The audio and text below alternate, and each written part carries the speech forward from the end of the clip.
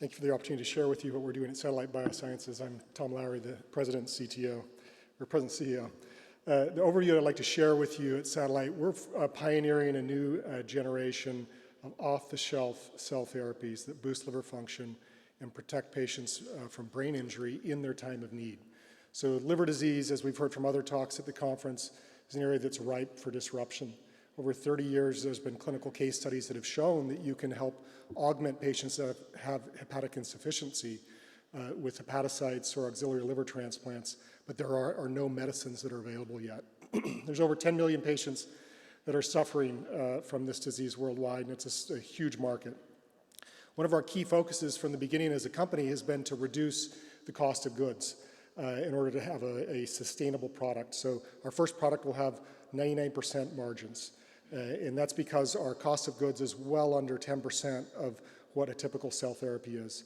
All of our products are cryopreserved and ready to be thaw, draw, and infuse at the point of use, and high viabilities upon thaw. We have a very scalable platform. We can treat thousands of patients from a single bank. We have 2 drug candidates, and we plan to be in the clinic by the end of next year. We have a great team located in Newton, Massachusetts, and a very supportive syndicate of investors.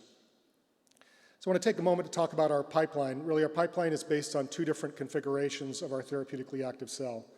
We have the SB100 therapies that are an expanded hepatocyte that's designed to be delivered to the liver and engraft in the liver. These are for patients that have a liver that's hospitable to engraftment. The SB200 therapies are hepatocytes that are configured in a tissue seed format so that they can be engrafted ectopically or in a satellite location from the liver, designed for patients that have cirrhosis, where their liver is not amenable to engraftment. We have a drug candidate for both of these product configurations, SB101, which we're aimed at pediatric UCDs. That's the one we'll be taking into the clinic next year. And then SB201, that's aimed at adult hepatic encephalopathy. There are no effective therapies for patients that are suffering from severe liver diseases. And when we look at severe liver diseases, we characterize those as diseases such as decompensated cirrhosis or severe genetic diseases. Today, the only cure that's available is transplant. Less than 1% of the patients are receiving those transplants.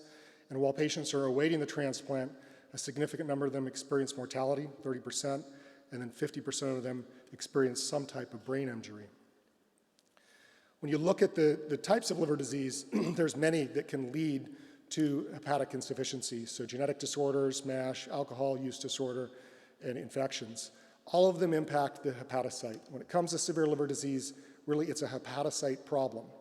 And there's many different pathways that can cause hepatocytes to lose their ability to process metabolites and to detoxify.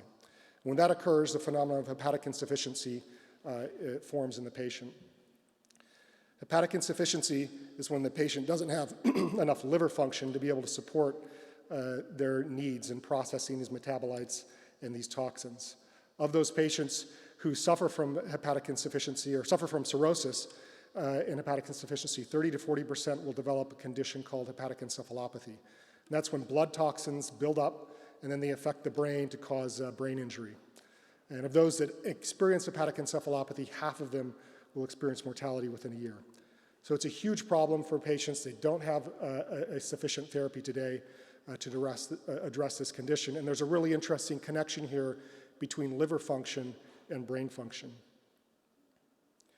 So our therapies are aimed to be available at the time of need, to be on hospital formulary, cryopreserved, allogeneic cell therapy that are administered to patients where immunosuppression is justified based on the risk-benefit for our first-generation therapies that I'm speaking about today. These therapies then would be infused into the patient. In the case of SB100 series, they're infused into the liver. In the case of SB200 series, they're infused ectopically into the spleen, and then they engraft and function.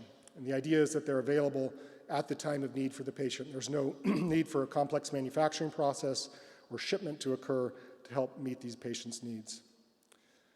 So I mentioned that for decades now, there's been quite a bit of precedent that show that you can leave the diseased liver in place in the patient and augment their hepatocyte function. The first demonstration of this was in the 1980s with auxiliary liver transplant. And for auxiliary liver transplant, you take a portion of a liver and implant it in a patient without removing the diseased liver. It's a highly complex surgical procedure, but it really proves that an addition of hepatocyte function can help address the underlying disease that these patients face.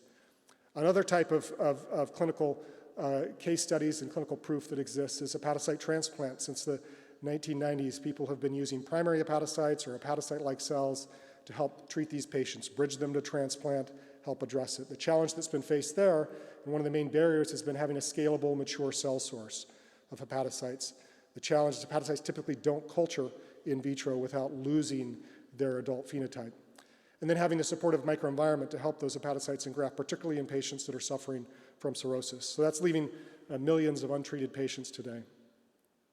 That's where our effort at Satellite Bio comes in. So one of our key innovations is we've innovated a way to expand hepatocytes by triggering the regenerative Q pathways of the cells with standard 2D adherent cell culture. We can take a single donor liver and treat thousands of patients from that donor liver, generating mature hepatocytes. And an example here of an immunofluorescence stain is 99% of our cells are both HNF4 alpha positive and albumin positive. So we're able to generate highly pure human hepatocytes that still have an adult phenotype. During one of our preclinical studies that we showed in a preprint at the end of last year, where we've evaluated the ability of these cells to engraft in a diseased liver in a mouse model. So primary human hepatocytes are on the left, and you can see expanded human hepatocytes, EHH, have comparable levels of engraftment. When you compare that to iPSC-derived hepatocytes, which typically to date still suffer from a fetal-like characteristics, they don't engraft in this disease model.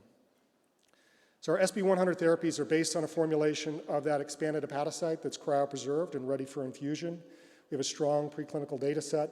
In an animal model of liver disease here, we show 100% survival for the group that's been administered our hepatocytes and 100% mortality for those that have not. And most importantly for this animal model, it has all the hallmark biomarkers of hepatic insufficiency. So blood ammonia levels are raised when the disease is not treated and lowered with our cells, similarly for bilirubin. Our first in-human clinical trial will focus on urea cycle disorders, particularly those that are severe neonate patients. These patients don't have a therapy that's available to them, and this is a bridge to transplant scenario where our cell therapy could be infused within the first few days or weeks of life, right after a manifestation of disease, and help provide the patient with metabolic stability until they're at a sufficient body weight for transplant. One of the challenges with caring for these patients is increasing that protein level in their diet without triggering the hypermonemia levels that can cause brain injury. And you can see in this plot on the right, that's a study that's done by a group in Japan that showed that they were able to maintain metabolic stability after hepatocyte transplant within the first week of life, and they were able to increase, up on the top there, the protein intake from the 1 grams per kilogram per day up to 2. And that was really a win for them, being able to help bridge this patient to sufficient body size to allow for transplant. So that'll be our first focus, a great patient population that we can demonstrate the efficacy of our expanded cell and also develop a product that has a high unmet need. One of the core foundational principles at Satellite Bio has been that we've focused on CMC from the beginning and reducing costs. So all our drugs are cryopreserved. We have centralized manufacturing. Because of the cryopreservation, we can ship them wherever we need to in the world, and that's really helped open the doors to some really exciting clinical sites for our first human trial. Cost of goods, we're talking about a cell therapy that's single-digit thousands of dollars per patient dose. And that enables some, I think, novel business models and really opportunities to be able to out-license to people who have the right sales force to address, for example, our first disease is a rare disease. And then we have a sustainable cell source that allows us to be able to treat patients. We could take a single liver and treat all the patients with UCD, one liver per year.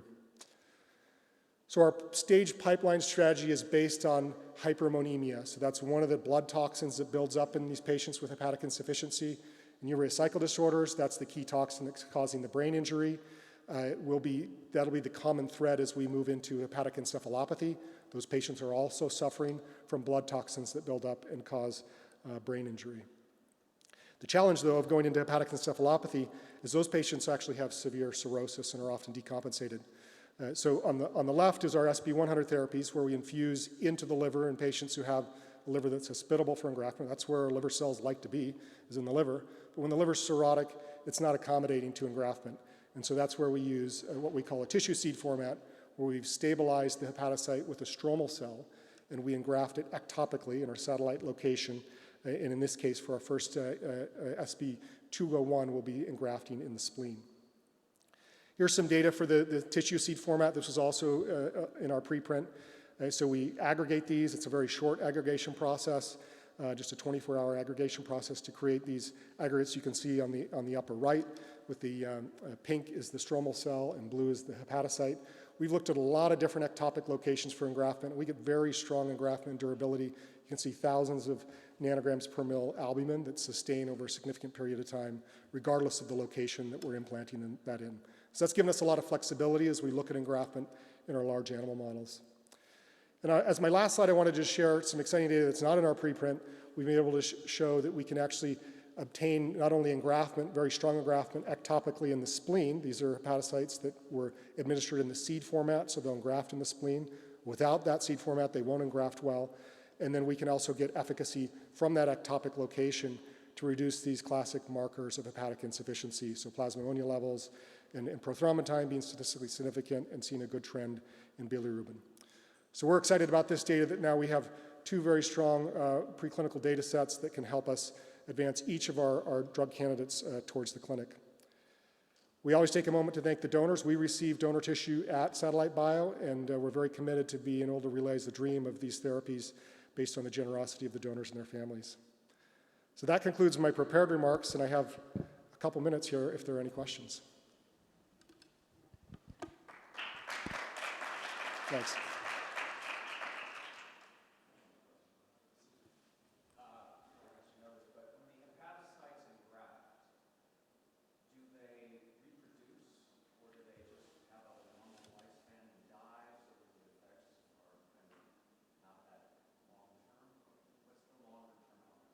Great question. I'm just going to repeat it so everyone could hear it. So when the hepatocytes engraft, do they reproduce, do they proliferate, or do they taper off due to not proliferating? So it's a really interesting question. Typically in liver disease, or liver disease can have regenerative cues. That's the whole Prometheus story, right? That the liver can regenerate itself. So a lot of these diseases, it's believed and proven that they have regenerative cues. What we're lacking in the field is a biomarker to be able to select patients that have that regenerative cues. And so as a strategy, we aren't banking on getting those regenerative cues to help amplify the dose. That can occur. In animal models with regenerative cues, you can get many-fold, 50, 80-fold sort of growth of hepatocytes when those cues are present.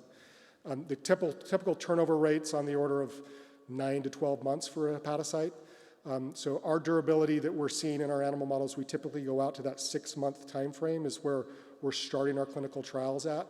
So that we have a defined endpoint, and then one of the questions we need to answer clinically is, all right, in what patient populations could we get to long-term durability and cure? And that's why we're focused on these more limited endpoints initially. Great question. Yes, please. How many fold do we expand the cells in vitro? In our process, yeah. So we can do multiple passages. For our first product, we're just doing a 0 passage, so no passaging, P0. There we're ranging between 80 and 100-fold expansion in that single passage. We can go to P1 and get another 30-fold. That's where we get up to the multiple 1,000-fold expansion. That's at scale, and for us at scale means 10-layer cell stacks is what we're working in. At the research scale, we have an expansion cocktail that gets us up to 250,000-fold expansion. That's elicited a big debate internally, does that reduce COGS? What does that do as a product? But we can definitely maintain a mature phenotype with even much higher expansion. Yes, please. So for your clinical trial, what immunosuppression regimen are you proposing? So the question is, for the clinical trial, what immunoregimen specimen are we proposing? We're basing our immunosuppression regimen on standard regimens that are used for liver transplant. So you got some steroids, you got typically tacrolimus or cyclosporin and so forth. Same thing with donor matching. We got 30 seconds if there's one more question. Appreciate the great questions. Excellent, thanks for your attention. Thank you very much, Satellite Biosciences.